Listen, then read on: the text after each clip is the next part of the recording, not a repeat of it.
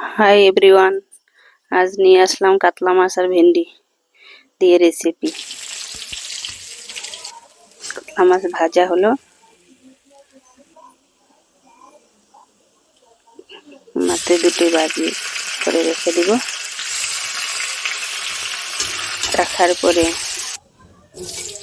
আলু অল্প ভেজে নিব হালকা করে, তারপরে ভেন্ডিগুলি অল্প হালকা করে ভেজে নেব। ভেজে নেওয়ার পরে লাহে লাহে অল্প তেল দিয়ে দিব। তেল দেওয়ার পরে জিরা ফোড়নে দিয়ে দিলাম। দিয়ে দেওয়ার পরে পেঁয়াজ কুচি দিলাম। পেঁয়াজ কুচিটি অল্প হালকাভাবে ব্রাউন কালার হয়ে যাবে। তারপরে দেখবে ভেন্ডিগুলো তো ভাজা হয়ে গেল। তারপরে দিয়ে দিলাম টমেটো কুচি, হলুদ গুঁড়ো, জিরা, তারপরে কাঁচা লঙ্কা, সব উপকরণ দিয়ে মিক্স করে হালকাভাবে ভাজার পরে তারপরে টক দই দিয়ে দিলাম। টক দই ফুলের পর নাড়াচাড়া করে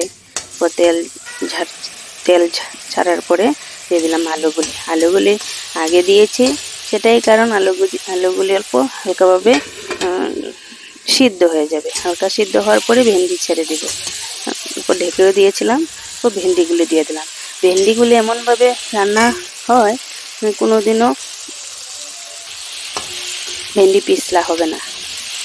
অনেকে বলে পিছলা হয়ে যায়, পিছলা হয় না। আমি রান্না করি কখনো হয় না।